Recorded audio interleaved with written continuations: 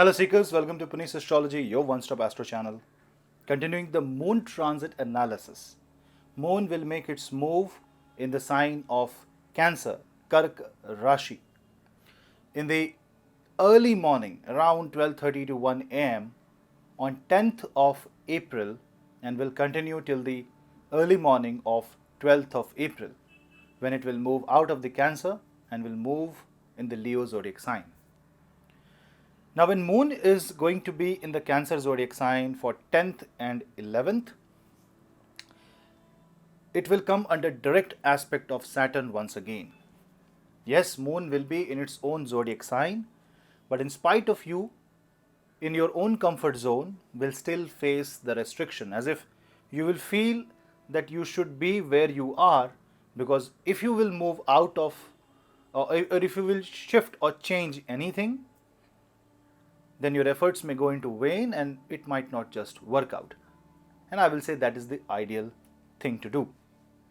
The ideal thing to do is to just be where you are, hold your ground, and try to improve and grow without changing or shifting your place. And I'm not talking literally the place, but maybe the place that you hold, the power that you hold, the position that you hold.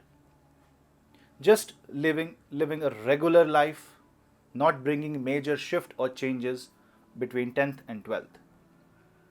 You should also understand that 10th and 12th are the last couple of days for Rahu to be in the sign of Taurus. Now, Taurus is in the 11th house. Few hours after Moon exits out of Cancer and moves to Leo, Rahu will move to the Aries zodiac sign. And as soon as Rahu goes into Aries, Moon will come under the 5th aspect of Rahu.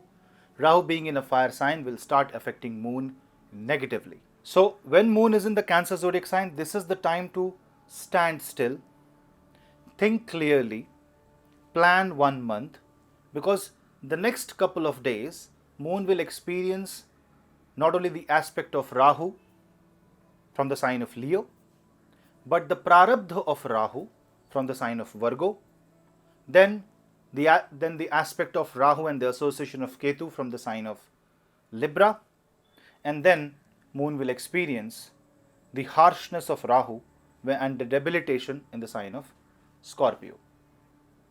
That means after the movement of Moon from the sign of Cancer, similar kind of relaxation comes only when Moon moves in the sign of Sagittarius, or the best is when Moon moves to the sign of Pisces. So you can understand there is a certain amount of time after which you will feel or get the same opportunity, although the opportunity might be in this month or early next month. But still, when Moon is in this particular zodiac sign, Jupiter is in the Purva Bhadrapad Nakshatra 8th from itself. And not only that, Mars and Venus will also be 8th from the Chandra, which means this is the time to dig deep, to know both sides of the story, to work on your taxes, financial planning, closing the loopholes, and trying to fix the situation by being where you are. If you want to resign, these are the 2 days where you should not. If you want to expand something or buy something very expensive, I will say don't buy, because once you bring the asset, Saturn will immediately question the need of it.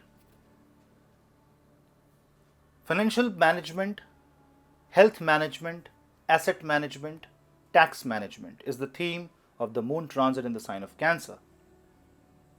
Now the question is, why is this theme dominant in spite of Moon being an emotional zodiac sign, in an emotional zodiac sign, and Moon being the Karaka of emotions? The reason is Mercury. If you observe Moon in the sign of Cancer, Mercury will be in the sign of Aries from 8th of April. And Aries is the 10th house. When Mercury is going to be in the sign of Aries, it will be 10th from the Moon, so mind will be more analytical, because 10th is the karma of Chandra. So it is better to focus your emotions to solve the problem. better to shift your focus to data-centric approach rather than emotion-centric approach. Cancer zodiac sign will give necessary room for expansion. It is like the container that settles the mind. So maybe if you do proper analysis over the next couple of days, from 10th to 12th, you get some solution that relaxes you, that helps you focus on the future and understand the ups and downs of life, and then take necessary lifestyle changes to address those tiny problems. Moon will transit 3 nakshatras here, and the most important nakshatra will be the Pushya nakshatra. When Moon is focusing on the Pushya nakshatra, that is the second half of 10th and the first half of 11th, you should try to be more productive.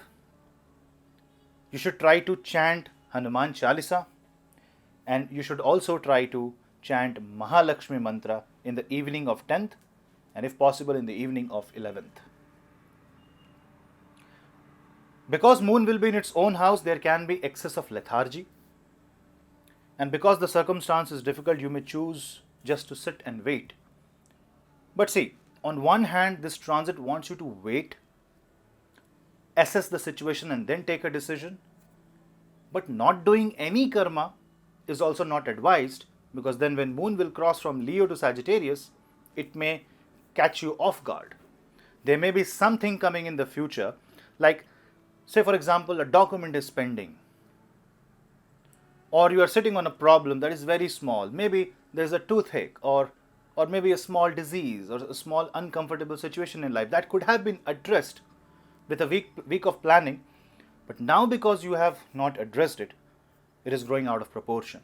Because of Rahu being in the sign of Aries, it might expand beyond. It is just like wildfire. So the future of April will be decided by 10th and 11th of April.